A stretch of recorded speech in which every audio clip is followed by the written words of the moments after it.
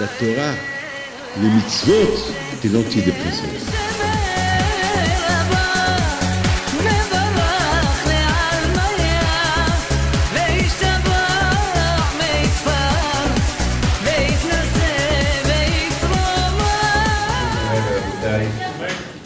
Avec la permission de Rav Deros, Rav de Sarcelles, Rav Eladad,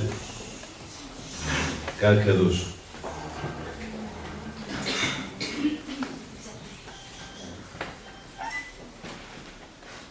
La paracha de cette semaine, lorsqu'on parle de la vie de Sarah Imenu, comment Sarah Imenu elle a quitté ce monde. Il y a une raison que le sage il dit, il y a deux raisons vraiment. Parce que le sage, il veut savoir pourquoi elle est décédée. La mort de Sarah Imenu, on la cite après la Hakeda de Yitzhak. Après que Yitzhak a été sacrifié, on voit la mort de Sarah Imenu. Alors, quel est le lien? Dès que Abraham Abinu il arrive à Beersheba, on lui annonce le décès de sa femme. Alors, il retourne à Hebron pour l'enterrer. Nous disent que Sarah Imenu, elle a quitté ce monde. Il y a ceux qui disent parce qu'elle a entendu que Yitzhak il allait être sacrifié. De loin, elle a vu que Yitzhak il était en train de se faire sacrifier. Abraham Abinu, il est en train de sacrifier Yitzhak. Alors, avec le chagrin, la façon comment on lui a annoncé l'annonce, celui qui lui a annoncé l'annonce, et c'était dur pour elle de l'accepter, elle est décédée. Il y a ceux qui disent le contraire. Était heureuse et contente que Yitzhak Abinu a été choisi par Akadosh Baruch Hu d'être sacrifié. Mais lorsqu'elle a entendu que son père ne l'a pas sacrifié, la peine qu'elle avait, ah dommage que mon fils n'a pas été sacrifié, elle est morte de peine. Je vous donne la parole d'honneur. Cette histoire, ça veut dire pour moi, Yitzhak n'a pas été sacrifié, mais sa mère a été sacrifiée. Finalement, il y a eu 7 sacrifices. Et justement, le vrai sacrifice pour moi, c'est... On ne parle pas beaucoup de Sarah Imenu. Parce que si on prend l'hypothèse, l'idée que Sarah Imenu, la peine qu'elle avait, c'est parce que son fils n'a pas été sacrifié, ça veut dire qu'elle s'est donnée, ça veut dire qu'elle, c'était un sacrifice. Parce que ça veut dire qu'elle voulait que son fils il soit sacrifié. Et parce qu'il n'a pas été sacrifié, donc c'est elle qui a été sacrifiée. Donc Abraham Abinu est venu pleurer Sarah Imenu. Pour faire montrer à tout le monde la tzidkout, combien cette femme était sage. Mais on ne voit pas que la Torah, elle nous parle du sacrifice de Sarah. La Torah ne nous parle pas du sacrifice de Sarah. La Torah nous parle beaucoup du sacrifice de Yitzhak, et pas que le sacrifice de Sarah Imenu, qu'elle a été sacrifiée. Et elle a donné son âme parce que son fils n'a pas été sacrifié, alors moi je prends sa place. Il y a toujours cette belle histoire que je raconte toujours, de cette maman en Israël, au moment qu'il y avait un kamikaze qui voulait se faire exploser, et s'est jeté sur son fils. Elle est morte, mais son fils est resté vivant. Donc, elle s'est sacrifiée pour son fils. Là, mes amis, j'aurais bien voulu imaginer Sarah Imenu, comment elle allait être si son fils aurait été sacrifié. C'est-à-dire, voilà, moi j'ai beaucoup imaginé. J'imagine, Abraham y retourne à la maison et rencontre sa femme. Sa femme, elle va dire, Abraham, j'ai vu comment tu as sacrifié Yitzhak. Tu ne me l'as pas dit, mais j'ai vu. De loin, j'ai vu. Eh c'est bien, Abraham. Tu aurais pu peut-être me le dire. Tu aurais pu me mettre au courant. Parce que j'étais content. J'étais contente. Et puis les deux, ils allaient vivre heureux, même dans l'idée de savoir que maintenant ils sont vieux. Le seul enfant que le bon Dieu leur a donné, que de cet enfant-là, on allait bâtir le peuple d'Israël, eh bien cet enfant n'existe plus, il a été sacrifié pour Hachem. Et les deux vont vivre heureux. Et qu'est-ce qui s'est passé? Il s'est passé que Yitzhak n'a pas été sacrifié, et c'est Sarah qui est morte de chagrin parce qu'il n'a pas été sacrifié. Et Abraham, il commence à pleurer. Maintenant, je découvre Sarah. Je pense, écoutez bien ce que je vous dis. Écoutez bien ce que je vais vous dire. Je reprends les paroles qu'il a dit à Péros. La Torah, elle nous parle des 127 ans qu'elle a vécu Sarah Iméno. Alors, Rashi, il dit, chaque fois il dit que Sarah Iméno, la vie de Sarah Iméno, c'était 7 ans, et 20 ans, et 100 ans. Ça veut dire que toute la vie de Sarah Iméno, 7 ans comme 20 ans, 20 ans comme 100 ans, comme... Dites ce que vous voulez, c'est que toute la vie de Sarah Iméno, et c'était une vie, toute sa vie de Sarah, c'était une vie de tzidkut, de bonté. Mais si vous voyez le Targum, il n'explique pas comme Rashi. 7 ans, 20 ans et 100 ans. Le Targum, il dit, Sarah, elle a vécu 127 ans, c'est tout. Il ne met pas le shana au milieu, entre chaque membre d'année. Il dit, Sarah, elle a vécu 127 ans. Alors que Rachid dit, elle a vécu 100 ans, 20 ans et 7 ans. Alors on m'a posé hier la question de mes enfants, papa, c'est quoi la différence entre Rachid et le Targum? Chacun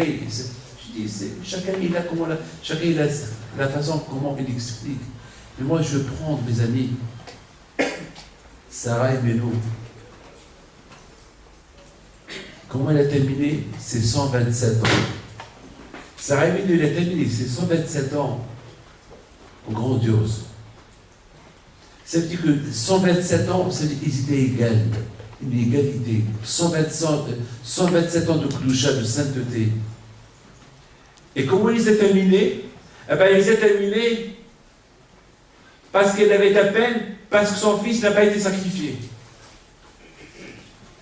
Comme ça, elle a terminé sa vie. C'est-à-dire que 127 ans, on va connaître les 127 ans, c'est-à-dire comment elle a terminé, la façon comment elle a terminé, comme ça elle a commencé. 127 ans. Elle a terminé sa vie en se sacrifiant à la place de son fils. Comment elle a commencé, même son début à elle, c'était super, c'était toujours avec des sacrifices. C'est-à-dire que depuis le départ jusqu'à la fin, c'était une vie de sacrifice au service de Akadosh Baruch Hu. Et elle a terminé sa vie à l'âge de 127 ans, elle est morte en se sacrifiant parce que son fils n'a pas été sacrifié. Alors elle a eu la peine parce qu'elle n'a pas été sacrifiée son fils, donc c'est elle qui va mourir de chagrin. Un sacrifice que elle, 100%, ce sacrifice-là de Sarah Iméno, la Torah, elle ne le dit pas. La Torah ne parle pas du sacrifice de Sarah Iméno. Pourquoi? On parle que de Yitzhak. Pourquoi? Et je pense que l'honneur c'est pour Yitzhak Avinu. Qui a donné le courage à Sarah Iméno pour qu'elle meure, qu'elle va mourir avec la peine, c'était lui. Donc c'est lui qui prend les honneurs. Parce que et Yitzhak Avinu, il n'y aurait pas eu l'histoire d'Yitzhak Avinu, du sacrifice d'Yitzhak Avinu, donc Sarah peut-être aurait encore vécu. Mais c'est pas fini. Hier, toujours à table, on était assis en train de parler, et puis voilà, on m'a posé une question. Écoutez, je vous en prie, c'est une belle question. On dit que Shlochim Mitzvah et Mizukim, que ceux qui font des mitzvot, ceux qui voyagent pour faire une mitzvah, il ne lui arrive rien du tout. C'est Kadosh Baruch Hu le protège. La mitzvah le protège. Alors on va poser une question à table. On va dire, alors papa, comment est-ce possible que Sarah Iméno est morte? Puisque Abraham Abinu est parti pour faire une mitzvah. Et pourquoi Sarah est morte? Parce qu'elle a entendu que son fils, il devait se sacrifier. Et alors, et donc elle est morte de chagrin. Alors, ou elle est morte parce que vous voulez être sacrifié à sa place. À Kolpanim, lorsqu'il y a une mitzvah, lorsqu'on fait une mitzvah, chez Mishmor, il ne nous arrive pas un malheur. Donc il ne comprend pas pourquoi Sarah elle est morte. On dit je fais une mitzvah, il y a des zoukis. Un homme qui va faire une mitzvah, il lui arrive à ni à lui ni à sa femme. Donc comment est-ce possible que Sarah elle est morte parce qu'Abraham est parti faire une mitzvah? Donc attends, Abraham, il n'a pas sacrifié son fils, mais sa femme elle est morte. Et c'est ça, Rabotai, qui a renforcé ma réponse. Ce que je suis en train de vous dire. Sarah Minou, Bémet, pour elle, elle ne voulait pas que ce sacrifice d'Abraham Avinu, il soit uniquement une mitzvah qui n'a pas une soi-disant un Nisayon pour Abraham, une épreuve pour Abraham. Hachem, il met Abraham à l'épreuve. Sacrifie ton fils. Il le met à l'épreuve. Est-ce qu'il va le faire? Il ne va pas le faire. Pour Sarah Minou, il faut le faire. Et si ce n'est pas lui qui va le faire, alors moi je vais le faire.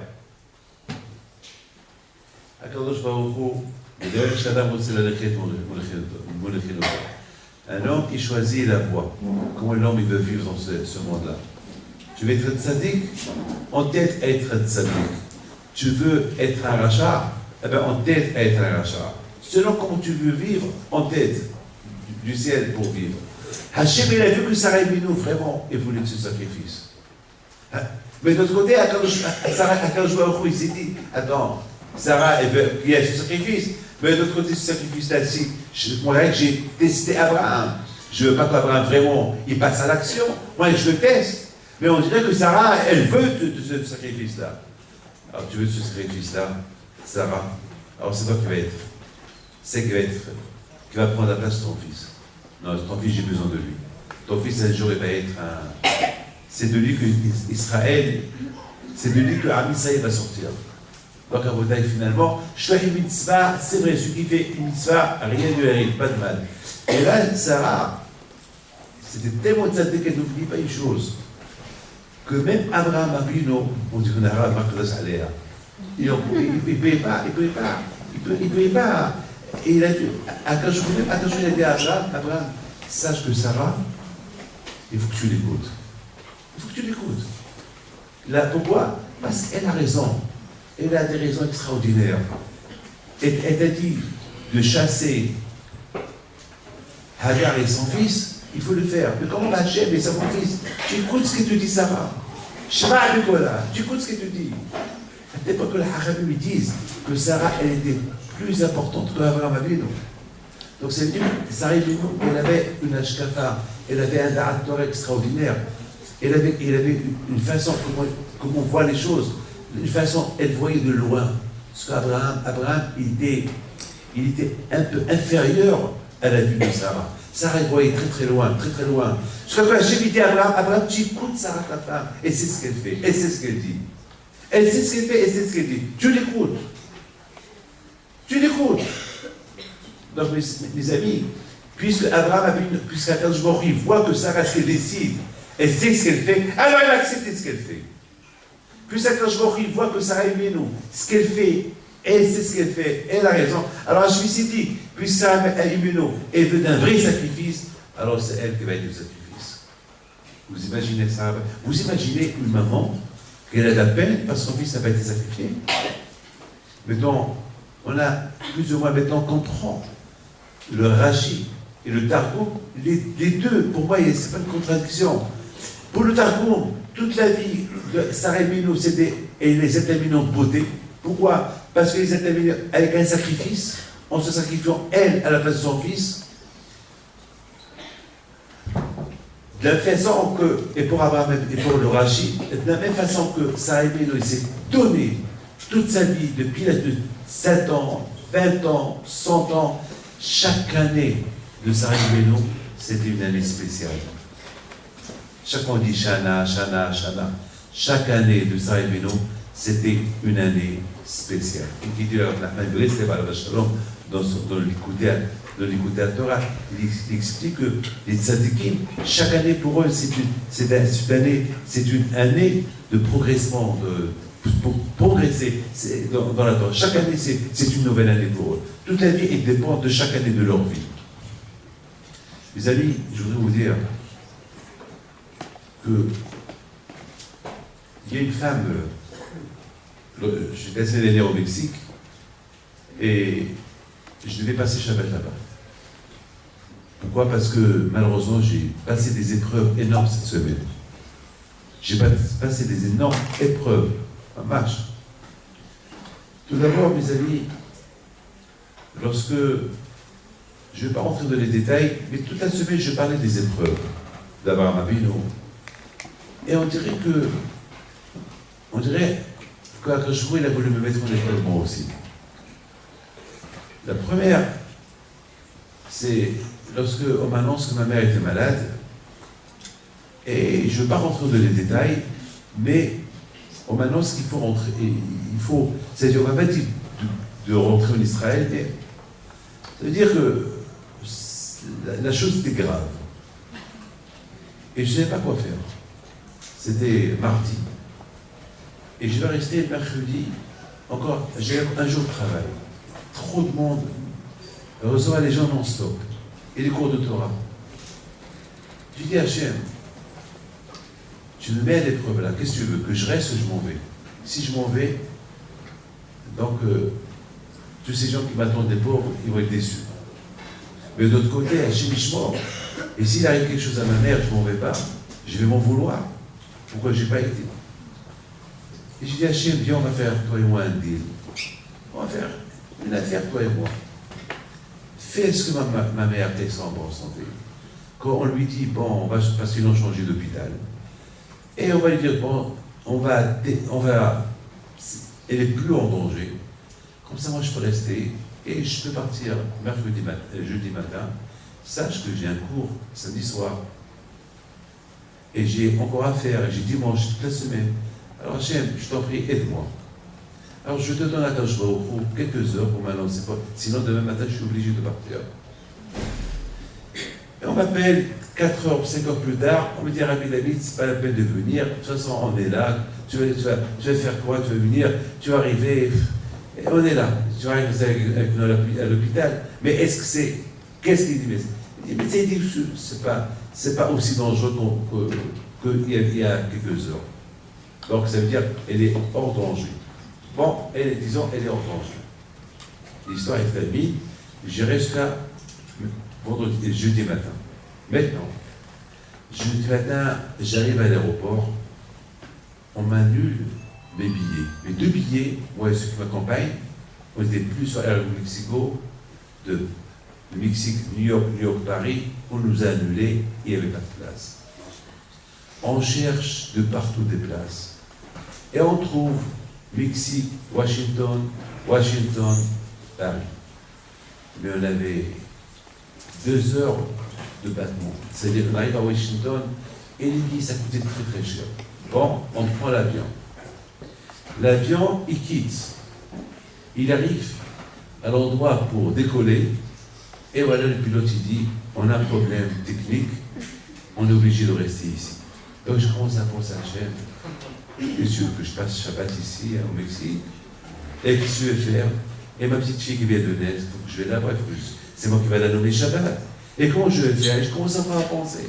Pourquoi je me fais ces épreuves-là? Après, je me dis, mais David, tu as tellement parlé des épreuves de Abraham cette semaine, et chaque fois tu dis aux gens, il faut prendre l'exemple d'Abraham, mais toi tu es à l'épreuve toi aussi. Bon. Après 1h30 qu'on est resté sur le sol, ils ont réparé, on est arrivé à Washington, j'avais 1 heure. Et dans cette heure-là, il fallait que je passe la douane américaine, la police, la sécurité, et à savoir si je vais réussir à prendre le vol de 5h30, alors qu'il est arrivé à 4h30, j'avais 1 heure. C'était très dur. Très très dur, très très dur. Et lorsqu'on arrive dans la grande salle d'attente où il y a les douaniers, la police, pardon, il y avait au moins 400 personnes avant nous. 400 personnes, ça veut dire 2 heures, 1h30, c'est fini. J'ai dit à ceux qui m'accompagnaient, Moshe, maintenant il faut commencer à réfléchir où on va passer Shabbat. À Washington, chez Obama, chez où? Chez où? On va aller peut-être à la Maison Blanche, on va féliciter au même temps le président Obama de sa réélection. Alors, où on va aller? Je voulais les amateurs de rigoler un peu. Où on va aller? Peut-être qu'il va nous préparer un lien chez lui, peut-être ça. Mais attends, mais ça pour rigoler. Et maintenant, il a fait un miracle, que soudainement il y a des policiers qui sont venus, plein de policiers, et en 20 minutes, tout ça a été dégagé. Je dis, bon, il nous reste encore une demi-heure. Mais à une demi-heure, on passe, on court, encore la sécurité, on arrive, du 5 minutes avant qu'on a fermé, ils ont fermé le... Et on rentre au les derniers. On rentre. On sort. L'avion quitte. Et voilà, encore une fois, il arrive à l'endroit où il doit décoller. On voit qu'il ne décolle pas. Et on attend 1 heure, 2 heures, 3 heures. 3 heures plus tard, ils ont dit les moteurs, un des moteurs il est cassé. Il faut changer d'avion. Encore, on est sorti de 6 heures d'attente. Et chaque fois, je voyais que la chef, il nous mettait à l'épreuve. À l'épreuve. Et le matin, je disais, le plus important qu'on arrive à mon Shabbat. Et finalement, Hachem, on est arrivé à mon Shabbat. Alors, Boudaï, cette épreuve que j'ai passée, c'est bidon, c'est nul, c'est rien du tout par rapport aux épreuves qu'ils ont passées, nos patriarches, nos avos d'Akadoshim. Non seulement ces épreuves qu'ils ont passées, c'est grâce à eux que ça nous donne des forces à surmonter des épreuves. Lorsqu'on voit comment ils ont vécu, on voit l'histoire de Sarah Imenu. Pourquoi Sarah Imenu, elle est morte? Eh bien, Sarah Imenu, elle est morte parce qu'il ne pouvait pas supporter cette épreuve. Que maintenant que son fils, il a été choisi par Hachem d'être sacrifié pour lui, et que maintenant soudainement, et de loin, elle voit Abraham qui prend le couteau, et de loin, qu'est-ce qu'elle voit? Certainement, elle a vu le malheur qui dit à Abraham, hé Abraham, ne touche pas ton fils. Elle voit tout ça de loin. Elle dit, ce qui se passe là, elle voit après que Abraham, il baisse le couteau et ne sacrifie pas son fils. Elle a eu de la peine, mais pourquoi mon fils n'a pas été choisi? Qu'est-ce que ce malheur là, il était en train de dire à Abraham? Et qu'est-ce qui se passe là? Il a eu tellement du chagrin, je crois que son cœur s'est arrêté, elle est morte. Regardez la bouteille, l'épreuve, nos épreuves à nous, et regardez les épreuves d'Abraham Avinu d'un côté, Isaac Avinu de l'autre côté, c'est lui le sacrifice. Abraham, c'est lui qui va tuer son fils, qui va lui sacrifier son fils, et Sarah Imenu, elle est là. Elle veut que son fils il soit sacrifié. Et parce qu'il n'a pas été choisi, elle a de la peine, elle tombe elle meurt. Alors, la bouteille, et nous, c'est quoi nos épreuves? Nos épreuves, c'est que, Baruch Hashem, David, grâce à Dieu, l'avion n'a pas décollé, il aurait été décollé, millionnaire, qui serait pu arriver? Ce moteur que maintenant il ne marche pas, imagine-toi, en plein vol, à Chébishmor, le moteur serait tombé, le moteur il serait... Qu'est-ce qui aurait pu se passer? Alors, où est l'épreuve? On a une épreuve de façade, une épreuve qui n'est pas une épreuve a priori qu'on doit même dire merci à Kadosh Baruch Hu que et le premier avion n'a pas décollé, et le deuxième avion n'a pas décollé, on devait dire merci à Kadosh Baruch Hu, et nous on prend ça comme une épreuve. Donc on est zéro. Donc par rapport à nos parents, on est zéro. Alors, les vraies épreuves, on ne sait pas lesquelles. Les vraies épreuves, on ne sait pas lesquelles. Mais de toute façon, nos parents, Abraham, Isaac et Yaakov, ils nous ont tracé un chemin que les épreuves d'Hachem, ils n'ont pas de limite. Et les épreuves d'Hachem qu'il apporte sur l'homme, ils ne peuvent que le faire agrandir. Pas plus. Pas plus. Beaucoup des fois, on ne supporte pas des choses qui sont dites sur nous. Beaucoup des fois, on ne supporte pas. Pourquoi il nous arrive ça? Mais qui sait pourquoi Hachem a envoyé ça? Il doit avoir des raisons que nous ne comprenons pas. Vous savez, mes amis, le Levi Eliyahu alav shalom, Rabbi Yehuda Levkovitch alav shalom, il apporte de Levi Eliyahu une belle question. Rabbi Eliyahu Lopian alav shalom, il apporte une très belle question. Il dit voilà, Abraham Avinu, il dit à Eliezer d'aller chercher une fille pour son fils. Très bien. On n'a pas vu que Abraham Avinu alav shalom, il voulait absolument une fille de sa famille. Une fille juive, religieuse. Mais où il va trouver cette fille-là? À Canaan, il dit à Eliezer, il n'y a pas. Et je ne veux pas des filles, des Knaanimes, je ne veux pas. Tu vas la trouver là-bas, Haran, chez ma famille. C'est vrai, peut-être ils sont idolâtres, mais c'est bidon. Idolâtre, c'est rien du tout. Cherche une fille qui a des mythotes. Idolâtre, tout le monde peut être idolâtre. Il y a des gens qui aiment le football. Ben, c'est l'idolâtrie. Ben, j'aime l'argent, c'est l'idolâtrie. Chacun, comment il est idolâtre à sa façon. Ceux qui sont face à la télévision, c'est l'idolâtrie. Ceux qui devant, on va être texto du matin, c'est l'idolâtrie indirectement. C'est l'idolâtrie indirectement. Vous savez, aujourd'hui, les gens n'ont que l'autre. Toute la journée, texte.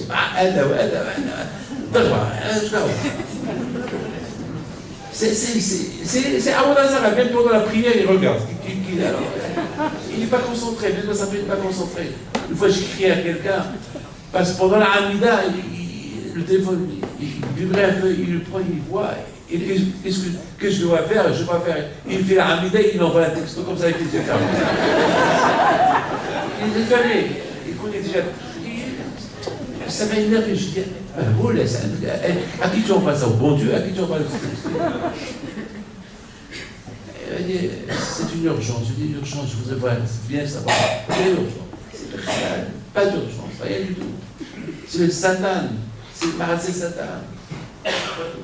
Abraham Avinu alav shalom, il dit à Eliezer, va chez ma famille à Haran.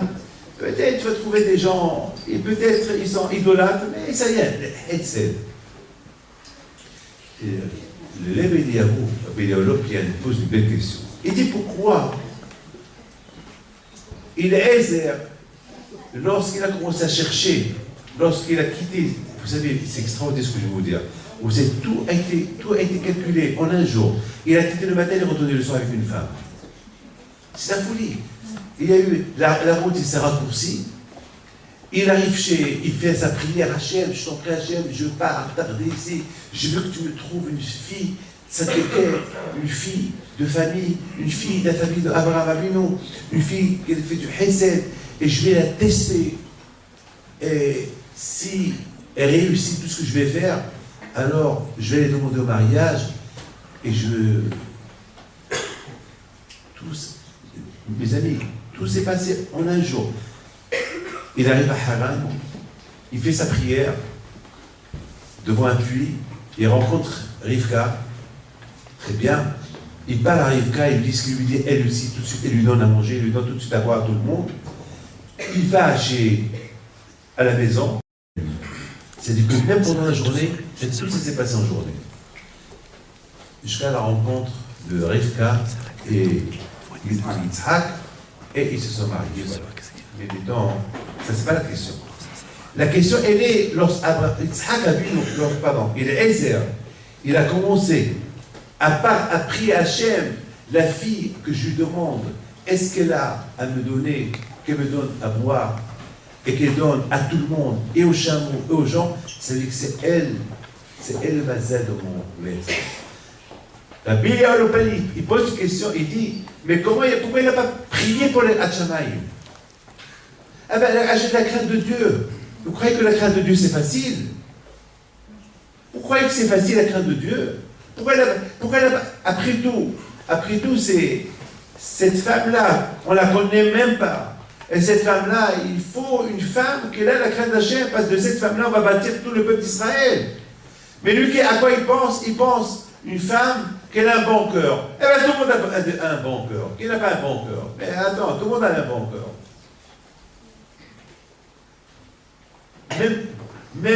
Même Lavan à Arami, il a un bon cœur. Mais qui n'a pas un bon cœur? Mais il fallait demander à Hachamaï, est-ce qu'elle a la crainte de Dieu? Vous croyez que c'est facile?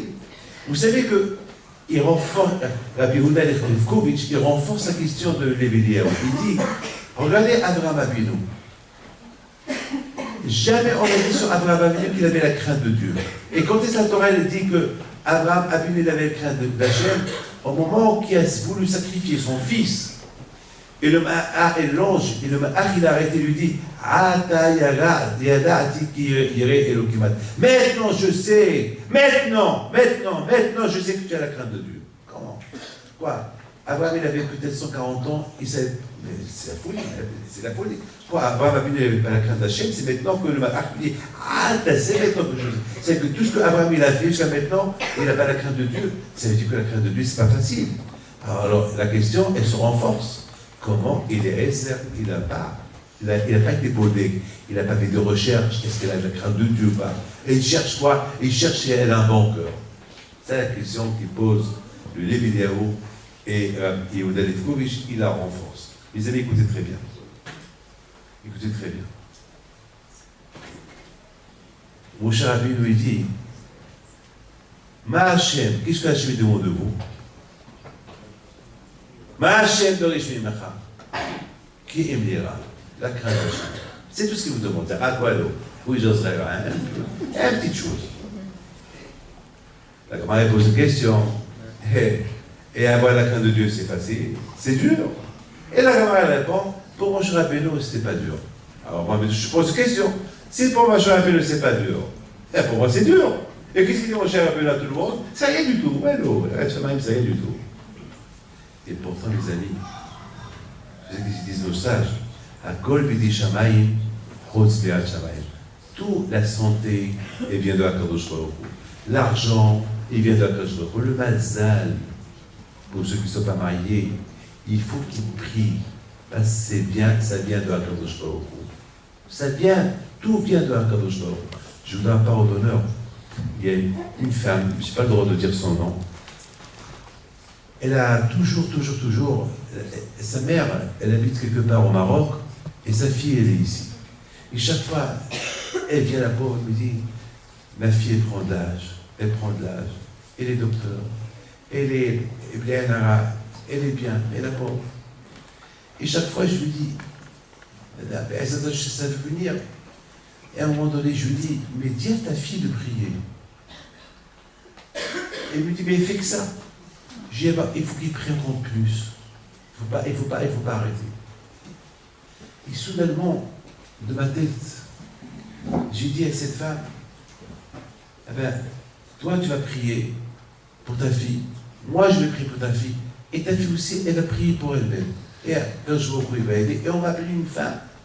On va voir cette femme-là, peut-être elle va le présenter quelqu'un. Vous savez qu'est-ce qu'elle répond? Elle dit, mais cette femme-là, surtout pas cette femme. Je dis, pourquoi pas? Mais elle ne veut même pas lui parler. Beaucoup de fois, elle a appelé, elle ne veut même pas lui parler. Je dis, écoutez, si on prie tous, peut-être Hachim va faire, elle va accepter. Je vous donne un parole d'honneur. On s'est arrangé comme ça. 100%, moi j'ai prié, elle a prié, et sa mère elle a prié. Et c'est après, 2 jours plus tard, ils ont appelé cette femme. Et qu'est-ce qu'il dit cette femme? J'ai quelqu'un, je viens de connaître quelqu'un maintenant, viens, ils vont se marier. C'est la folie. Regardez, il est Ezer. Il a fallu qu'il prie à Kadosh Baruch Hu pour le mazal du Yitzhak Avinu. Il ne fallait pas qu'il se trompe. Il a prié, regardez combien la Torah, elle parle de la prière de Eliezer. Et Abraham d'un côté il prie, et Eliezer de l'autre côté il prie. Et Yitzhak, Yitzhak le Shmuach Basad, et Yitzhak aussi il prie. 3 personnes y prient. Et finalement, le mazal il dit, c'est pas facile, il y a beaucoup de choses, ça vient de Akadosh Baruch Hu. Il y a une seule chose qui ne vient pas de Akadosh Baruch Hu. Laquelle? L'Erat Shamayim, la crainte d'Hachem. La crainte d'Hachem, c'est votre travail. Eh bien, c'est normal. C'est Akadosh Baruch Hu dedans tout. Et dedans ça aussi, oui, le libre arbitre. Donc, au moins, il faut qu'il y ait un libre arbitre. Le libre arbitre, la crainte d'Hachem. La crainte d'Hachem, c'est à nous. Alors comment? C'est ça le problème. Comment? Alors d'un côté, la Torah dit, c'est rien, c'est rien du tout. Mais la Torah dit, c'est rien du tout. Ma chère, qu'est-ce que Hachem demande de vous? Une petite chose, quoi? Yirat Shamayim. Alors, mais c'est beaucoup. Même la Gemara. Alors la Gemara, qu'est-ce qu'elle répond? Eh bien, pour moi, je rappelle, c'est rien du tout. Alors, c'est pour moi, je rappelle, c'est rien du tout. Et nous, pour nous, c'est quoi? Eh bien, je vous dis quelque chose, mes amis. Si pour Moshe Rabbeinu, la crainte d'Hachem, elle n'est pas aussi grave et c'est pas grand, alors que ça devait être pour nous aussi. Et pourtant, pour nous, les Hachamim, c'est grand. C'est énorme. On voit qu'on fait tout, mais on n'a pas la crainte d'Hachem. On voit qu'on fait tout, mais il y a quelque chose qui ne va pas. Il n'y a pas de khla, il n'y a pas cette crainte, il n'y a pas cette peur. Le matin, on se lève difficilement pour aller prier. Tout est difficile, dans la tzedaka, tout. Je vous raconte une histoire, super histoire, mais écoutez-la bien. Une histoire que j'ai lue ce soir. Il y avait une fois, Rabbi Israël si je me trompe pas, c'est pour Rabbi Israël Salanter, ou un grand tzaddik, qui était au Bishmouet Salanter, je ne peux pas vous dire, un grand rab, qui est parti manger chez un Shabbat chez un de ses élèves. Mais cet élève-là, qui est là, il a l'habitude de tarder à table. Et j'ai trahi le oui, et t'as fait, jusqu'à que, tu sais, les chants. Et puis c'est Salanter, il me dit, merci pour ton invitation, mais j'ai eu des remords sur toi. Il dit quoi? Il dit, quand on mange chez toi, ça prend moins 2 heures, 3 heures, 4 heures, 5 heures. Moi j'ai faim. Moi, Shabbat, et je n'ai pas d'honneur, mais je n'ai pas. Il y a quelqu'un au Maroc qui m'a invité à voir, et depuis je ne suis plus allé chez lui. Il m'a tué. Jusqu'à qu'on est passé à table, et il dit qu'il est. Il avait avec tous les biotypes du monde. Et le Zohar, je regarde, je dis, autant j'ai dû manger avant. Mais attends, nous on n'a pas besoin depuis midi, je crève la faim. Et j'écris sur place, je dis, allez vite, mais je m'en vais pas de tâche. Après, ça reste tout seul, sur tout un bis, tu veux. Mais il faut passer à table. Bon, finalement, Raboda, il s'est passé que l'élève dit à son rabbin, qu'est-ce que tu veux? Il dit, voilà ce que je veux. Je vais chez toi de la condition. Et je travaille tout de suite. On fait jamais arrêter tout de suite, la chambre, et je travaille, et après on mange. Et après, si tu veux chanter, reste toute la nuit. Il a dit, Rabbi, d'accord. Ils arrivent à la maison, le kidouche, et chaque fois c'était lui qui dit au balabait, allez. Alors, ce monsieur, cet élève était riche, il avait une femme veuve, c'est lui c'était elle qui préparait à manger, c'est elle qui prépare tout.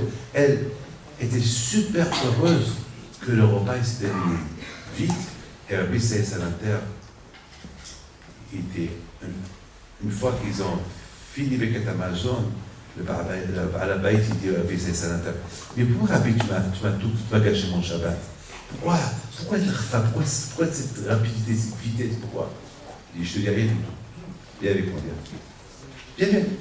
On appelle la femme, la cuisinière, madame, merci beaucoup pour ton service, le repas était délicieux, que la clavode, merci beaucoup, c'est tout ce qu'il lui dit. Et la femme lui dit, Rabbi, c'est vrai que tu peux venir ici chaque Shabbat. C'est vrai que tu peux venir chaque Shabbat, je t'embrasserai les mains, je t'embrasserai la tête. Elle lui dit, pourquoi ma fille, pourquoi tu parles comme ça? Je lui dis, je suis une femme veuve. Toute la journée, je travaille et je suis obligé de rester là jusqu'à minuit. Et mes enfants, les boys m'attendent, ils ont faim. Et je suis 8h30, mais ce soir-là, j'ai récupéré 3 heures. Merci. Rabbi Israël Salanter, il regarde le monsieur. Et tu vois, toi, tu veux t'éclater. Toi, tu veux chanter. Et regarde, tu fais du tsar aux gens, même que tu la payes. Mais elle souffre. C'est vrai que tu la payes, mais elle souffre. Non seulement elle souffre, même ses enfants, ils souffrent. Tout le monde souffre. Pour ton Shabbat à toi. Pas que je n'ai pas contre ton Shabbat. Le Shabbat, un Shabbat rapidos. Elle, papa, vite. Mange et après, tu veux chanter. Les amis, le Hesed. C'est quoi le Hesed? Faire du bien. Faire du bien, si vous ne croyez pas. Ne croyez pas que faire du bien, c'est facile. Beaucoup de fois, ça arrive qu'on veut faire du bien à quelqu'un, mais on a ras-le-bol de faire du bien tout le temps. Toujours, encore une fois. À un moment donné, on a marre. Et c'est quand je vois il a marre de faire du bien à quelqu'un. Et on lui demande, il nous donne, et il nous demande, et il nous donne, et on lui demande, et il nous donne, et il nous demande. Est-ce qu'Hachem un jour il dit, j'ai pas vol de toi? Non, le contraire, il demande, moi je te donne. Hachem il est content que lorsqu'on lui demande. Et justement, Hachem il veut qu'on l'imite. Hachem il veut qu'on lui ressemble. Comme moi j'ai pitié du monde pour vous, mais il faut que ça soit Une répétition. La Gemara dit Nathan Titen. Et la Gemara dit donne et redonne. Et la Gemara dit je serai 100 fois. Même si la même personne vient chez toi 100 fois, après 2 fois déjà, on a marre. 2 fois, mais j'ai déjà donné. Ben non, c'est Nathan Titon. Admet à parler 100 fois. Le Hesed, c'est pas que nous comprenons le Hesed. Un Hesed, il faut que ça voit ça. C'est pas un Hesed. Je te fais un Hesed comme si tu me fais un Hesed un jour. Moi, je fais du bien avec échange. Je vais faire un service comme ça, lui aussi. Vous savez pourquoi, mes amis, on appelle le Hesed qu'on fait avec les morts Hesed Vehemet? Vous savez pourquoi? Pourquoi on l'appelle Hesed Vehemet? Le vrai Hesed, c'est le Hesed qu'on fait avec les morts. Et pourquoi le Hesed que je fais avec les vivants, c'est pas du Hesed Vehemet? Pourquoi c'est pas un vrai Hesed? Pourquoi? C'est pourquoi? Parce que le vrai Hesed, on ne sait pas est-ce qu'on le fait avec une intention de donne-moi et je te donne. Voilà, je te fais un service et je vais un retour. On s'en sépare. Il y a un mariage. Ben, vous savez, beaucoup de fois, au mariage, je dis toujours, le couple dit, ça, on va pas venir. C'est-à-dire, le mariage, et lorsqu'on a été quelque part, lorsqu'on invite quelqu'un, et il ne vient pas, qu'est-ce que la femme dit à son mari? T'as vu, hein, M. Bitbol, il n'est pas venu. Et donc, de ce, elle va marier son fils, là, tu n'iras pas. Personne n'ira. Et pourquoi? On n'ira pas. Il va venir, on n'ira pas. Et c'est comme ça. Eux, ils viennent, c'est un aller-retour. Viens et je vais. Mais là, alors ça, c'est pas du vrai hesed, on ne peut pas savoir. Mais lorsqu'on fait du hesed avec un mot, est-ce qu'on va dire, je vais aller chez lui pour qu'il vienne chez moi? Donc ça, c'est lorsqu'on va pour un mort, pour présenter des condoléances à quelqu'un, on fait ça béhémet. On fait ça on ne fait pas ça pour un retour, la histoire, du contraire, on fait ça sans retour, sans retour. Ça s'appelle hesed béhémet. Écoutez bien. Abraham Avinu alav shalom, lorsqu'il reçoit des malachim, lorsqu'il reçoit des invités, et de la même façon qu'on veut se comporter avec les malachim, comme s'il s'est comporté avec tout le monde. La Torah te donne une image de la Knesset Abraham, comment le Hesed d'Abraham Avinu, le Hesed d'Abraham Avinu, ce que la Torah te raconte. Et ils sont venus chez lui, trois messieurs, et il leur a. Mamash, mais El Abaka, lui-même, il était souffrant, il court pour trouver Mashou Tov, Rachbator, quelque chose. Est-ce que nous, la bataille, lorsqu'on reçoit des invités qu'on ne connaît pas, est-ce qu'on va dépenser tant d'argent et tant de temps, comme il a fait Abraham Avinu pour cette fois-là? Ça n'existe pas. Ça n'existe pas. Voilà le Hesed d'Abraham Avinu à la Shalom. Qu'est-ce qu'il était Abraham Avinu? Ça définition de Olam. Le Hesed d'Abraham, c'était inimaginable. Inimaginable. Et toute la vie d'Abraham Avinu, c'est du Hesed, du bien et du bien. Vaïta Echel. Il avait 4 ou 5 portes dans ses tentes. C'est-à-dire que les gens de l'Est, de l'Ouest, du Nord, du Sud, de là où ils arrivent, la première tente, la première porte, la plus proche d'eux, ils vont entrer, ils vont trouver tout ce qu'ils veulent. C'est inimaginable, inimaginable ce qu'Abraham, le Hesed d'Abraham Avinu. Sans échange. Il risque sa vie pour récupérer, pour sauver Lot. Abraham Avinu alav shalom, il voit 3 invités, 3 personnes qui viennent. Il faisait chaud. Il sort, il court vers eux. Il les invite. C'est vrai que c'est facile de faire du vrai hesed. Je m'excuse. Beaucoup de fois on fait du hesed. Mais avec ou un point d'interrogation, ou avec une idée dans la tête, c'est pas le hesed 100% hesed.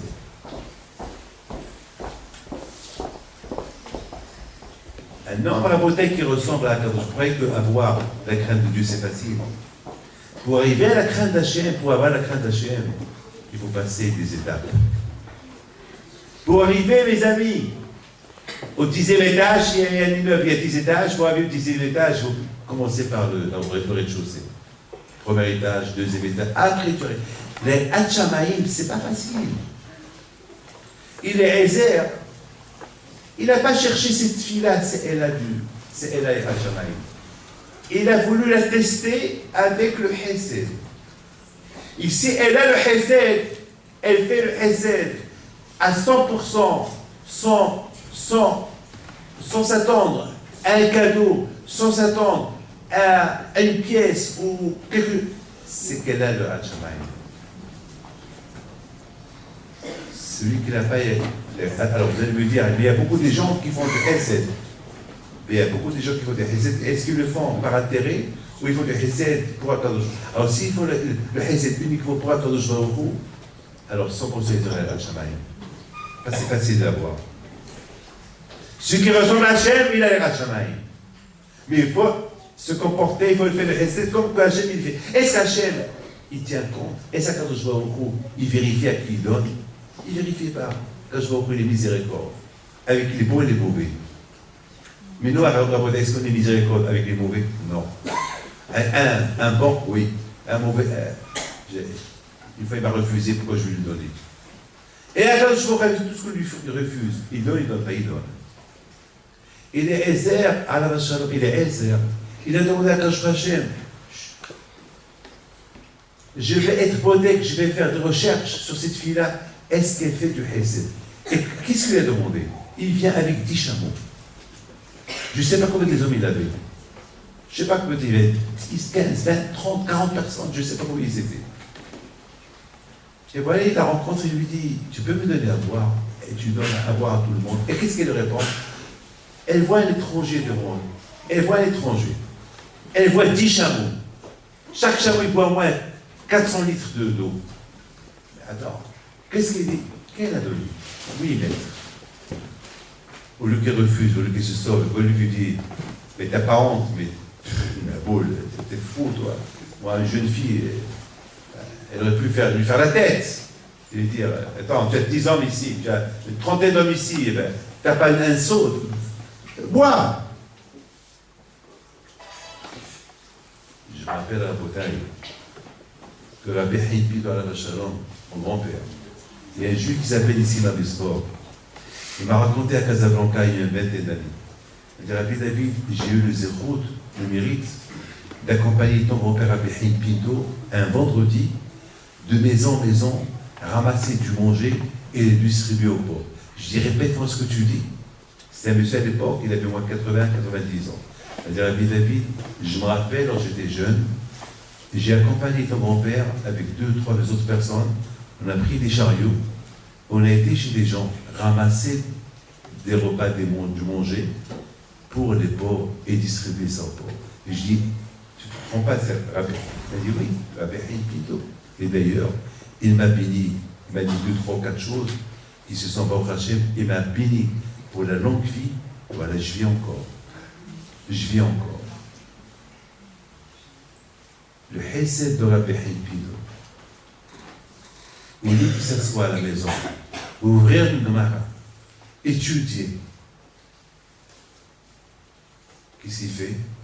Il va de maison en maison, ramasser des boulets de poisson, des boulets de viande, du riz, des légumes, du pain. Lui, Rabbi Pinto, nous confie par son zéro. Nous qu'on a nos bureaux, nos secrétaires, nos chauffeurs, nos voitures. Nous qu'on a devant nous les téléphones, on ne salit pas nos mains avec rien. Et lui, il fait ça. Et nous, qu'est-ce qu'on fait? Eh bien, on profite des boulettes qui ramassaient chez les gens. Et nous, on est dans nos bureaux, sans écoute. Que son zéroute soit avec nous. Eh bien, il avait un zéroute. Pour arriver à avoir un zéroute, pour que ce zéroute-là, il peut, grâce à ce zéroute-là, il peut protéger d'autres, c'est parce que vraiment il ressemblait à Akadosh Baruch Hu. Mais comment il a ressemblé à Akadosh Baruch Hu? Parce qu'il fait ce que Hachem il fait. Qu'est-ce qu'il fait Hachem? Il voit une femme qui lui manque de quoi manger. Qu'est-ce qu'il va faire à Akadosh Baruch Hu? Eh bien, quand il va aller chez quelqu'un, il va rentrer dans sa tête. Il y a une femme là-bas, la mesquine, elle n'a pas de quoi manger. Elle va l'aider. C'est ce qu'il fait Hachem du matin au soir. Il va chez les gens, il leur dit, ta voisine, ton voisin, sors dehors, sors. Il va rencontrer dehors quelqu'un qui est dans le besoin, il va lui donner. C'est ce qu'il fait Hachem. S'il y a des tzadikim qui font ce que Hachem il fait, c'est qu'ils ont la crainte de Dieu. C'est évident. C'est la raison que Eliezer était très intelligent. Il n'a pas demandé est-ce que cette fille-là, ou il n'a pas commencé à faire des recherches, est-ce qu'elle a craint de Dieu. Non. Si elle a la mida de Akadosh Baruch Hu, si elle a la qualité de Akadosh Baruch Hu, si elle a la qualité de Abraham Avinu, du Hesed sans intérêt, un Hesed netto, un Hesed 100% Hesed, sans attendre à aucune récompense, c'est elle, la fille, le Mazal, et c'est de elle on va construire en Israël. Et on a vu qu'elle n'a pas refusé. Vous imaginez une fille de 3 ans, qu'elle a fait ce qu'elle a fait? Écoutez, écoutez bien, écoutez bien. Et je vous en prie, écoutez ça. Dès qu'il a vu ce qu'il a vu, il était surpris. Mais il dit, c'est celle-là. Il a dit en arabe, et elle a dit, c'est celle-là. Et maintenant, est-ce qu'elle est de la famille d'Abraham ou pas? Mais il ne sait pas. Ou pas, il ne sait pas. Est-ce qu'elle est de la famille d'Abraham ou pas? Elle voit toutes les qualités d'Abraham, de Sarah, ils sont dans cette fille-là. Et ces qualités-là, c'est des qualités, et celle-là, elle ressemble en plus, regarde, l'eau, il vient vers elle. C'est-à-dire que le bon Dieu, il aime. C'est-à-dire, regarde, même l'eau, dès qu'il arrive, l'eau, il monte vers elle. C'est-à-dire, Hachem n'a pas voulu qu'il se dérange d'abord. Dis, est-ce qu'elle est de la famille d'Abraham? Écoutez. Il n'a pas demandé qui est Dieu. Simplement, il lui dit, il prend des bijoux. Écoutez, il prend des bijoux. Il lui donne des bijoux. Une fois qu'il lui a donné des bijoux,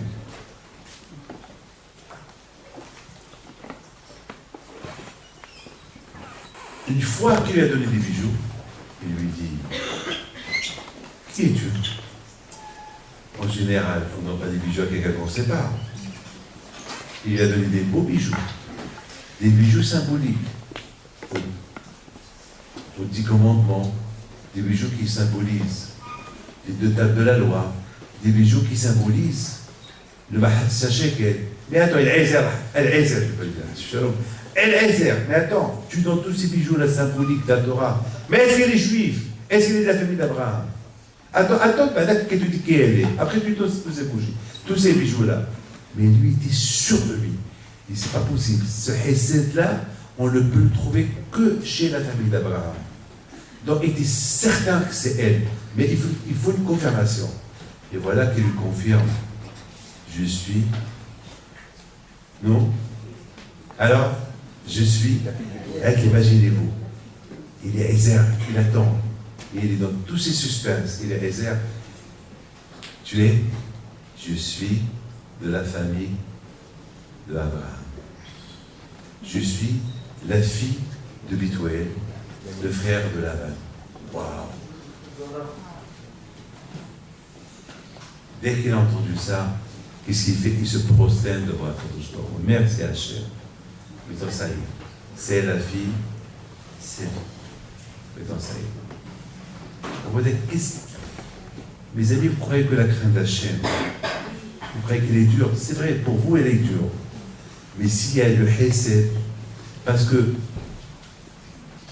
le Hesed, il te donne un potentiel pour devenir un jour avoir la crainte. Ça veut dire que pour avoir la crainte d'Hachem, il faut passer des étapes. Il y a beaucoup d'étapes. Parce que qui dit que j'ai la crainte d'Hachem? Mais qui dit que j'ai la crainte? Voilà, j'ai une barbe blanche, j'ai un chapeau, j'ai taille katane, voilà, Zamak, voilà, je fais tout, voilà, je prie. Mais qui dit que j'ai la Hachamaï? Qui dit? Eh bien, la Hachamaï, mes amis, on l'a uniquement si on passe ces étapes du Hesed, faire le bien déjà avec soi-même. C'est quoi soi-même?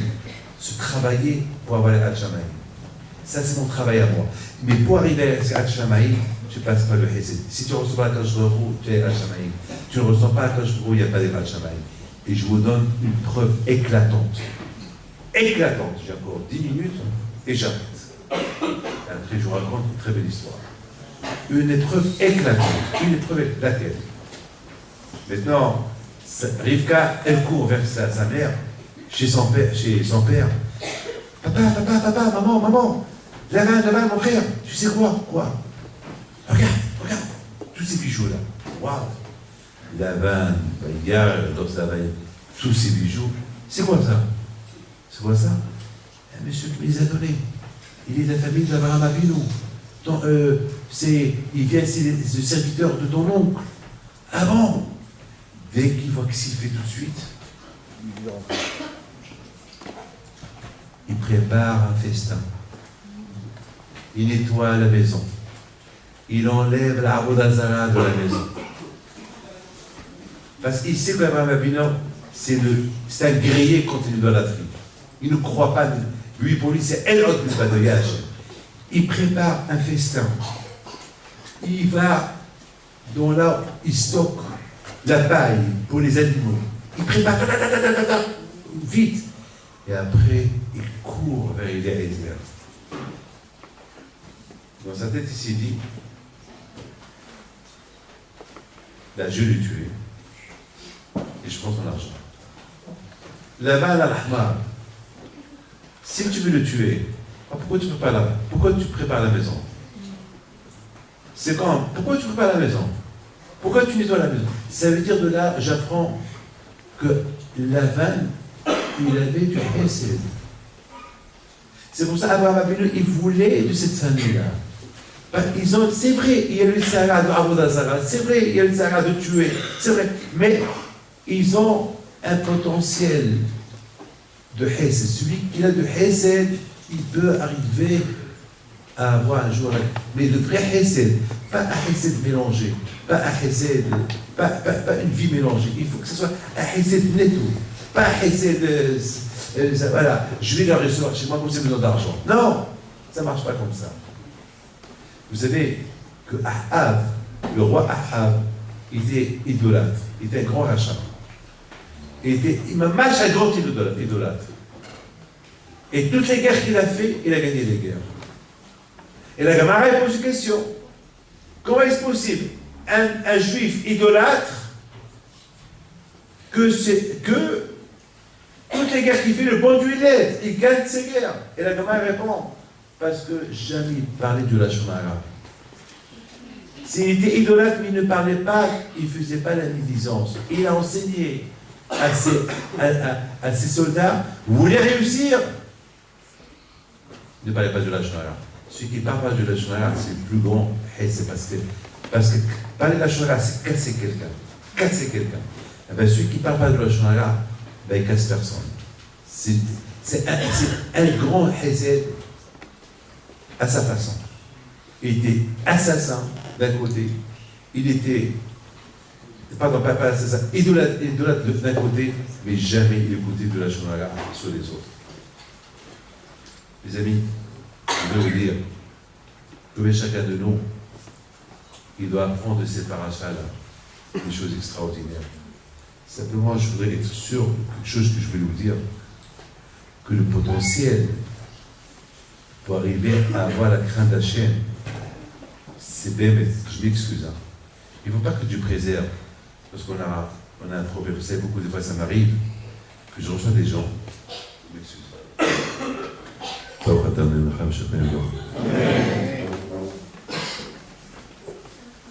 Il y a beaucoup de fois, ça arrive, il y a des gens, je vous donne la parole d'honneur, qui tremblent. Parce qu'ils vont, les analyses, ils sont pas bien sortis. Et ils doivent aller, ils attendent des réponses. Au Mexique, la semaine dernière, il fallait voir une femme et son mari comment ils tremblaient. Parce que de chez moi, ils devaient aller voir le médecin pour voir la biopsie qu'elle a faite. Elle tremblait. C'est beaucoup de fois, c'est des milliers de fois, j'entends ça. Vous savez, comme par exemple, le pauvre, vous savez, comme c'est l'histoire d'Annie, avant que je sois parti au Mexique, j'ai reçu un coup de téléphone d'un jeune homme, le pauvre Hamim, le pauvre, qui est tombé comme ça dans le coma. Il a eu une crise cardiaque, c'est l'histoire d'Annie, comme ça, une crise cardiaque. Et le pauvre. Le pauvre était. Ma mère sont train de la mort et les parents qui m'appelaient chaque matin au Mexique. Malheureusement, mercredi matin, il est mort. Ils l'ont enterré au derrière Israël. Mais pour vous dire la peur que des gens ils ont lorsqu'ils s'attendent à quelque chose. Il y a un juif, il s'appelle Moshe Sabat, que ce Dieu représente en paix. Ce monsieur-là, c'est pas qu'on l'appelait un des gens très importants au Mexique. Bien réussi dans sa vie. Un monsieur que le bon Dieu lui a donné le matzah dans ses mains. Il sentait où il va gagner de l'argent, il sentait où il va perdre de l'argent. Et grâce à Dieu, bon, c'est un grand Baal Chesed, je veux le dire. Un grand Baal Chesed.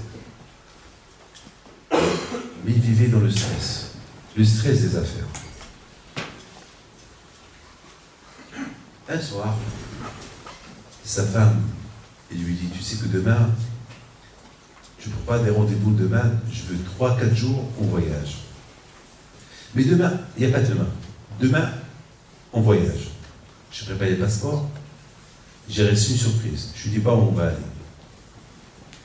Je lui dis, bon alors, je prépare l'argent, combien? Dollars, les pesos, riels, quel argent tu veux? Il lui dit, tu prépares tout, je ne peux pas te dire. Si je dis dollars, tu vas croire qu'on va aller en Amérique. Si je te dis pesos, prépare tout ce que tu veux, mais demain on quitte. Je dis, bon, ce soir là-bas, ils sont partis manger un dîner d'affaires. Ils ont terminé le repas à minuit. Ils rentrent à la maison. Et puis, sa femme, il voit les valises prêtes. Elle dit à sa femme, alors tout est prêt. Sa femme lui dit, ouais, tout est prêt. Demain on voyage. Demain tu te reposes. Demain on quitte la maison à 7h du matin. Non, pardon, à 5h du matin on quitte la maison parce qu'on a le vol à 7h30 du matin. Le temps qu'on arrive à l'aéroport, c'est... Il dit, bon, ça va, je t'écoute. T'as raison, j'ai des rendez-vous très importants cette semaine, mais il pouvait se permettre. Vers 3h du matin, il se lève et prend une douche. Tout le monde entend la douche qu'il prend. Il rentre au lit. Il a encore 2 heures. Vers 5h, moins 5, il devait appeler quelqu'un pour lui dire qu'il ne faut pas qu'on compte sur lui parce qu'il ne peut pas aller au sliachot. Il allait chaque matin pour faire les sliachot. C'est un monsieur qui est religieux. Alors, la sonnette, il y a quelqu'un qui appelle pour les sliachot, mais au même moment, la femme, elle entend son mari ronfler. Il n'a pas l'air de ronfler comme ça. Elle lui dit, Moshe, il ronfle très fort, elle allume la lumière, son mari était mort. Mais avant qu'il a quitté ce monde, il dit à sa femme, mais pourquoi on travaille? Mais pour qui je cours? Mais j'ai de quoi vivre des centaines d'années. Moi, mes enfants, ma famille. Pourquoi on court? C'est une question qu'elle n'a pas de réponse. À 5h du matin, l'heure qu'il devait se réveiller pour aller à l'aéroport, ben, c'est pas à l'aéroport qu'elle a été, c'est à 7h du matin, c'est à 7h30 du matin, l'heure du décollage, pour aller là où il devait aller. C'est là où la Hiba Kadisha sont venus pour le laver, pour le prendre, pour aller à une destination qui est la destination que chacun il va voir après 120 ans. Voilà la bataille. Qu'est-ce qu'il a fait, qu'est-ce qu'il a pris avec lui? Eh bien, le Hesed qu'il a fait dans sa vie. La bataille, il faut savoir tous que la vie dans ce monde-là, elle est pleine d'épreuves, mais elle est pleine de bonheur. Je vous donne la parole d'honneur. Il y a plus de bonheur que d'épreuves. C'est vrai, c'est vrai, c'est vrai, c'est vrai. Il y a plein d'épreuves, des épreuves, l'une après l'autre. Mais à côté de ces épreuves, le bonheur de faire mitzvah, le bonheur d'aimer Hachem, le bonheur de prier, le bonheur de se sentir près d'Hachem. Mais vous ne pouvez pas imaginer c'est quoi ça. C'est vrai, vous allez me dire les épreuves. Ben, sachez, en surmontant les épreuves, ça prouve qu'on a les Hachamaï. Lorsqu'il y a une épreuve qui vient vers nous, et on la surmonte, il y a par exemple, il y a une épreuve, il y a un match de football, un très bon match de football, mais au même moment, il y a un cours de Torah, il y a un rafil de la ville, il y a, je ne sais pas moi, il y a Arbi, il y a Minha, il y a quelque chose à faire. Et toi, tu es en train de voir le match, après tu te dis que tu as la crainte de Dieu. Tu es un menteur. Tu es un menteur. La crainte de Dieu, déjà, elle vient par avoir pitié de soi-même. Avoir pitié de soi-même. C'est quoi avoir pitié de soi-même? Avoir pitié de soi, c'est-à-dire, comment je n'ai pas d'appel pour mon corps. Qu'est-ce qui va devenir mon corps après 120 ans? Mais je n'ai pas d'appel pour lui. Déjà, voilà l'appel pour soi-même. Si tu as l'appel pour toi-même, donc automatiquement, c'est la crainte de Dieu. Lorsque tu surmontes une épreuve, c'est la crainte de Dieu. Lorsque tu fais du hesed à 100% netto, 100% que pour Hachem, ça prouve que tu as la crainte de Dieu. C'est la raison. Il n'y a pas de... Lorsque moi, sur la Béhi, plutôt à la Bachalon, c'est pas écrit sur sa tombe qu'il avait la crainte de Dieu. Sur sa tombe, c'était écrit quoi? C'était... La plupart des tzadikim, est-ce que c'est écrit sur leur tombe, Yeri Shammai? Il a dit non. On écrit sur eux, un tzadik, par le hesed, je sais pas moi. Sur la Béhi, qu'est-ce qu'on écrit? Qu'est-ce qu'on a écrit sur mon arrière-grand-père, sur sa tombe? Hazaris, celui qui courait pour faire le mitzvot, celui qui aidait les orphelins, celui qui aidait les femmes veuves. Voilà les Hachamaïm. Parce que les Hachamaïm, personne ne peut savoir est-ce qu'il a la crainte de Dieu ou pas. Parce que ça dépend de lui. Mais par contre, tu peux savoir si tu l'as ou tu l'as pas. Comment? Si tu cherches à aider ton prochain. Tu cherches à aider ton prochain avec un hesed netto, 100%. Tu fais ta prière à Kadosh Baruch Hu, en pensant que si je prie pas bien, qu'est-ce que dommage pour mon corps, qui s'y va subir un jour. Mes amis, la Shamen, elle vient d'elle-même. D'ailleurs, Moshe Rabbeinu, il l'a dit. Ma Hachem, qu'est-ce que Hachem demande de toi? Pas grand-chose. Quoi? La crainte de Dieu, petite chose. Mais pour toi, Moshe, c'est dur peut-être. C'est facile peut-être, mais pas pour nous. Non, c'est pas vrai. Si pour moi c'est facile, pour vous aussi c'est facile. Mais il faut savoir. Mais comment va Moshe Rabbeinu pour lui c'était facile? Ben il aimait tout le monde. Regardez Moshe Rabbeinu combien il a risqué sa vie pour les autres. Regardez Moshe Rabbeinu avant de mourir, il a réuni tout le monde, il les a bénis. Regardez Moshe Rabbeinu combien des fois il a dit à Hachem, si tu veux les tuer, tue-moi le premier. Moshe Rabbeinu, il est devenu l'équivalent de toi à Israël. Donc pour lui c'était facile. Eh ben, si on prend son exemple à lui, si on fait comme que lui il a fait, eh ben, on arrivera un jour que la Hachamaïm elle est facile. Les amis, lorsque vous mangez, je m'excuse, je prends un peu de votre temps, vous mangez n'importe quoi. Sachez ce que vous mangez, il faut bien surveiller ce que vous mangez, ce qui rentre dans votre bouche. Il faut savoir, est-ce que de ce que vous mangez, il n'y a pas la bas des vers, surtout dans les légumes, ou le poisson, je ne sais pas moi. Cherchez, fouillez. Parce que, je ne vais pas rentrer dans les détails, beaucoup de fois les gens ne font pas attention au lait qui n'est pas chameau. Ah ouais, ils vont en faire très attention à tout ce qui rentre dans leur bouche, du cachère, et lorsqu'il arrive au lait, bon, le lait, dans le lait, il n'y a rien du tout. D'ailleurs, il y a beaucoup des fois le lait de bétine, il y a beaucoup des fois des gâteaux, beaucoup des choses que, bon, c'est malheureusement que le bétine dit, bon, ça c'est cachère. Même qu'il ne sait pas le lait chameau. D'ailleurs, il y a quelqu'un qui m'a dit, les rabbins chez Feinstein, il a permis le lait qui n'est pas chameau en Amérique. Il a permis.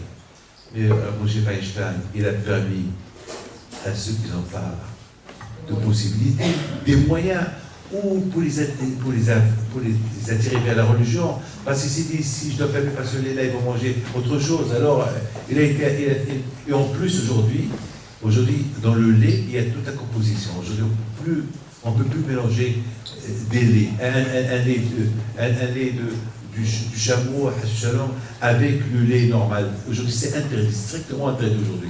Aujourd'hui, il y a la composition aujourd'hui. Alors, on peut dire, bon, puisque aujourd'hui, l'État, c'est connu ça. Donc, il n'y a pas de problème aujourd'hui.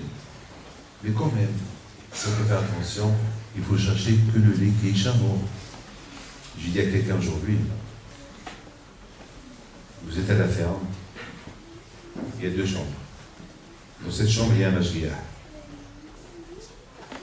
Il surveille le lait. Et les mêmes tuyaux, ils vont dans l'autre chambre. Là-bas aussi, il y a des vaches. Des vaches qui lèvent.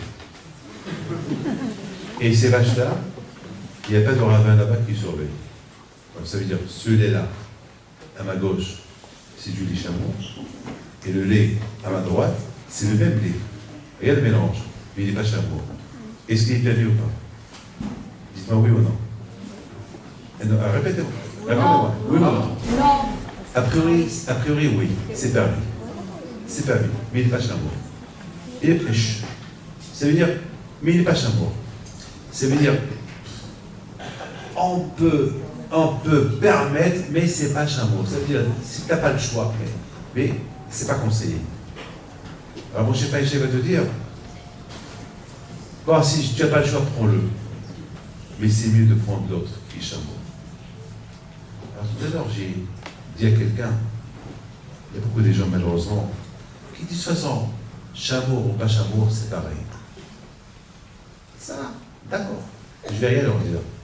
Mais qu'ils sachent, ils ont le choix d'acheter le chameau, ils achètent du non-chameau, eh bien, ils font la rabais. Et je dirais encore plus. Alors vous allez me dire, ça coûte plus cher le chameau que le chameau. Je sais que ça coûte cher. Mais vous pouvez faire des dépenses d'argent pour des bêtises. Là-bas, on ne dit pas que c'est cher. Et j'ai vu dans les livres de Kabbalah qui disent que le fait que Hachamim, ils ont instauré une takana de boire que du chameau, parce qu'à l'époque, il y avait du mélange, il n'y avait pas de mélange, mais c'est pas grave. La takana, la tzera, elle est restée. Même qu'à l'époque, ceux qui mangeaient du lait pas chameau parce qu'il y avait un mélange, et ça pouvait un chimiste apporter des doutes de Mouna, ben même aujourd'hui, on peut avoir des doutes de Mouna. Je dois pardonner. Je connais quelqu'un qui est très religieux, et qui est très religieux, il est riche. Il achète toujours du non-chameau. Une fois, j'ai dit, mais Haram, tu es riche. Tu peux te permettre de manger et de boire du chameau. Pourquoi? Il me dit, j'aime Agendas, j'aime ces gâteaux-là, et je sais pas, des gâteaux, je les aime, et je les aime. Je dois pardonner, le bon Dieu m'a laissé vivre il y a 3 semaines. Il a dit une chose de kafrout, une chose contre le bon Dieu. Je dis, toi, le religieux, avec la barbe, tu parles comme ça, t'as pas honte? Il me dit, non, mais c'est pas vrai, c'est pareil, je suis. Et j'ai commencé à faire attention à ce qu'il dit. Et j'ai vu que, malheureusement, il a beaucoup de doutes. Il a beaucoup de doutes. Il a des doutes dans la Emouna. Et pourtant, il a des doutes dans la Emouna. Et pourtant, c'est un Talmid Hacham. Il est riche. Il peut se permettre. Il a des doutes. J'ai mon fils. Ton problème, c'est parce que tu bois et tu manges du lait pas chameau. Il me dit, quoi faire? Je dis, commence à manger du chameau, commence à boire du chameau, et on va se voir dans 3-4 semaines, tu vas voir, ta tête va tu vas te mettre à... La Hachamim, ne croyez pas, la Hachamim, c'est facile. Et c'est pas facile, mais c'est facile. C'est pas facile si on connaît... C'est facile si on connaît le secret, comment sentir les Hachamaïm, et ça va être difficile lorsqu'on ne connaît pas la composition. Ça va être très difficile les Hachamaïm si on ne connaît pas la composition. La composition de les Hachamaïm, la crainte de Dieu, elle passe par aime ton prochain comme toi, Zékla le Gadol Batorah. Aime ton prochain comme toi. Faire du Hesed.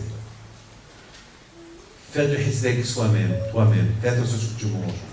Fais attention. Je t'aime. Une fois, j'étais à Lyon. J'avais faim. Très, très faim. J'arrive d'un long voyage et il y avait un mariage. Je dis, ben, ça tombe très bien. Ben, je vais directement à la salle Et là-bas, je vais manger. Je vais à la salle. Bon, bien sûr, j'étais avec toute la compagnie.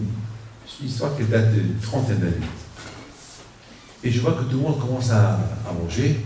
Moi, j'arrive, je dis, ça tombe très bien, j'ai faim moi aussi. Et voilà, je vois quelqu'un qui prend la bouteille de vin, il la regarde, il la pose. L'autre lui dit, c'est quoi? Il dit, là, la jgaha, elle est pas. L'autre prend la bouteille, il y avait 2, 3, 4 bouteilles de vin différentes, la jgaha de tel et tel, la jgaha de Lyon, la jgaha de Paris, la jgaha de Marseille, et tout est la jgahot. Parce que celui qui a. Le Baal Saouda, il a porté. Il sait que tout le monde. Il a des problèmes de vin, alors il leur a porté tous les vins. C'est pas qu'il choisisse. C'est pas grave, que chacun il choisit, mais qu'il ferme sa bouche. Mais chacun il dit, ah, ça, c'est bon. Moi je prends ça. C'est là. Qu'est-ce que j'ai dit, vous savez quoi? Moi je vais faire un cocktail. Je prends un verre et j'ai pris les vins de Lyon, de Marseille, de Strasbourg, d'Arfel, du Maroc, de tout. Tous les vins, j'ai fait un cocktail, tout le monde qui rigole, ça fait qu'ils ont cru que je rigole. Je lui dis, les haïm, Baruch Ata Hashem, Elokeinu, Melech Haolam, Boré Pe'agefen, et je bois. Je leur dis, qui veut? Chacun regarde. Chacun regarde. Bon, je dis, bon, allez, les haïm. Soudainement, je vois quelqu'un qui arrive et qui va chez le rabbin et lui dit, il lui murmure quelque chose dans ses oreilles. Tout de suite, il me regarde, il voit que moi, je n'ai pas encore commencé à manger mon poisson. Vu qu'il se passe, il dit, vous avez de la chance. Je dis, pourquoi? Il dit, ne mange pas ton poisson. Je dis, mais et tout le monde a mangé le poisson. Il y a un problème parce que le chef de cuisine, il s'est trompé. Au lieu qu'il apporte le poisson du frigidaire, il a apporté les déchets des poissons de l'hôtel. Alors là-bas, il y a et les serpents de poissons, là-bas, tous. Alors tous étaient. Comment vous appelez ça en français? Ils ont fait ça, des trucs là, corrompés du poisson. Donc, comment vous appelez ça? Terrible. Non, mais c'est avec la pâte.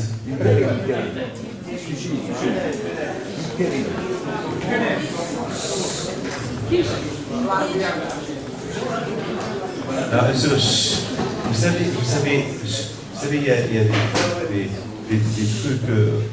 Après, on met du poisson dedans, après, on le couvre.